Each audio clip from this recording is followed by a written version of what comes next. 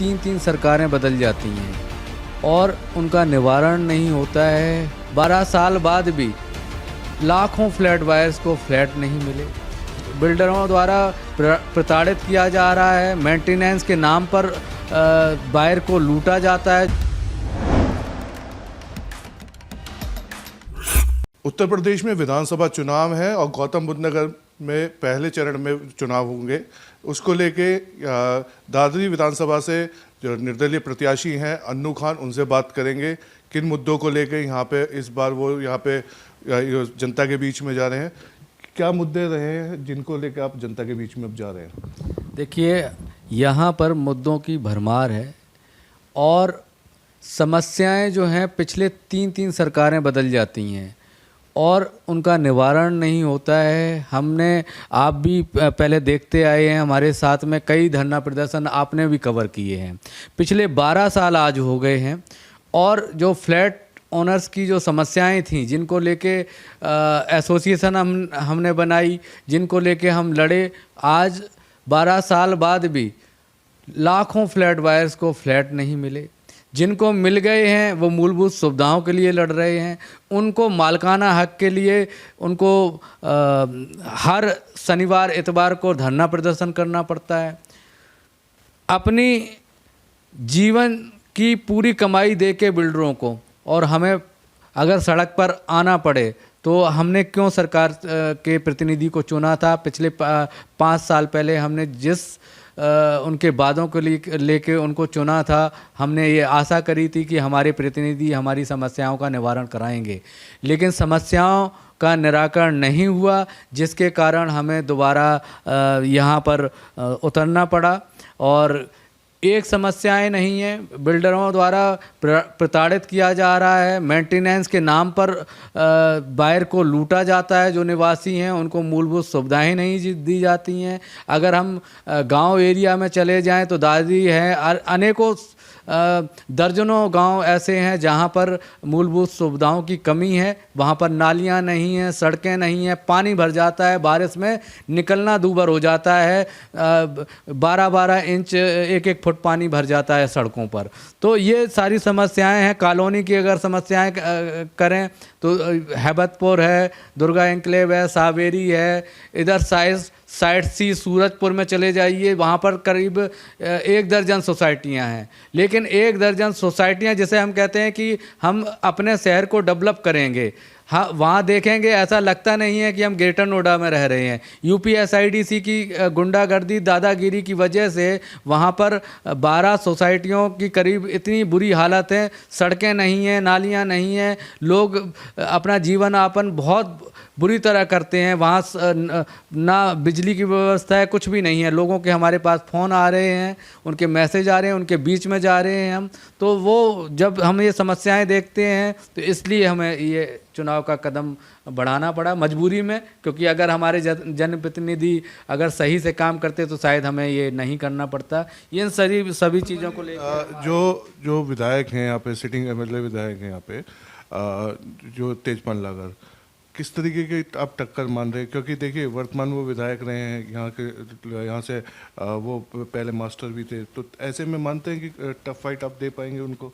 देखिए, बेशक वो बहुत अच्छे आदमी हैं, गुरुजी हैं, हम उनका सम्मान करते हैं और हमारा देखो कोई उनसे मतभेद नहीं है, बस सिद्धांतों की लड़ाई है। हमारी जो समस्याएं थी उनकी लड़ाई है। आप देखो, 12 साल हो गए, आप भी देख रहे हैं ग्रेटर नोएडा वेस्ट को क्या मिला।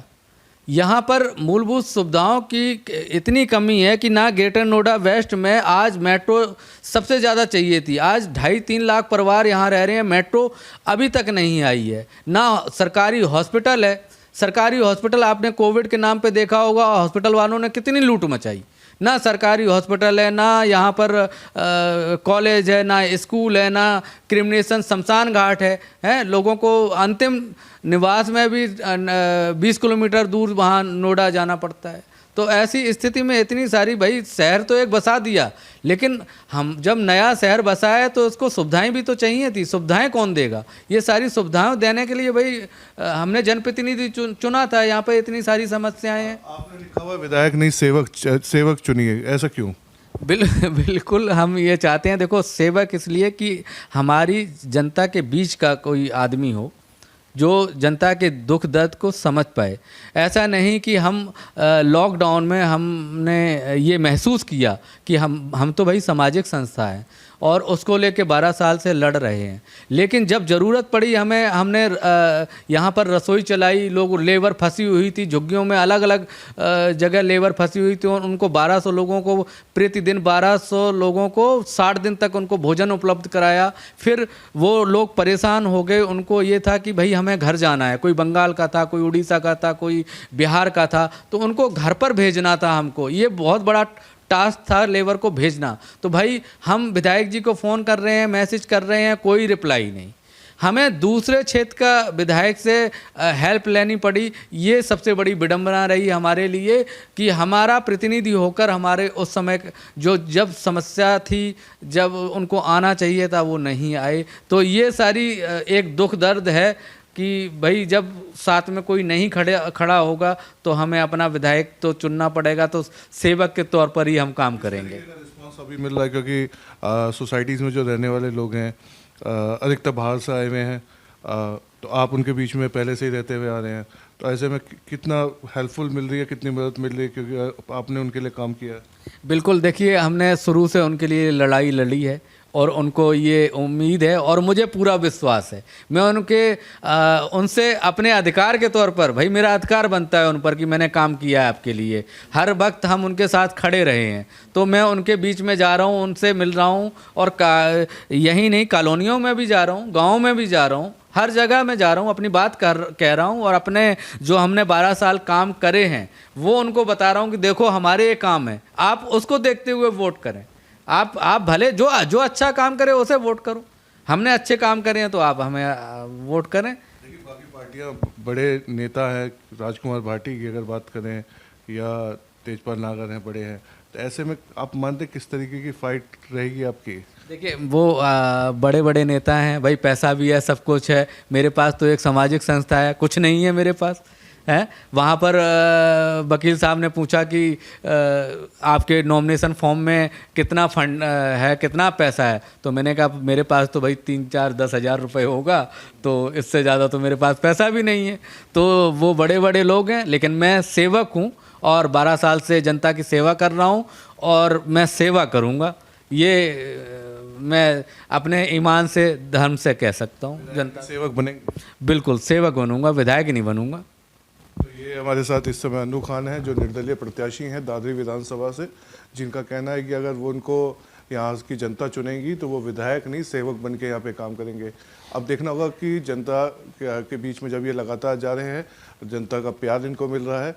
अब जनता जब वोट करेगी तो काम को लेकर वोट करेगी या सेवक को लेकर वोट करेगी, या फिर हर बार की तरह अपना वही विधायक दोबारा से चुना जाएगा। शिव त्यागी, जनहित टाइम्स, नोएडा।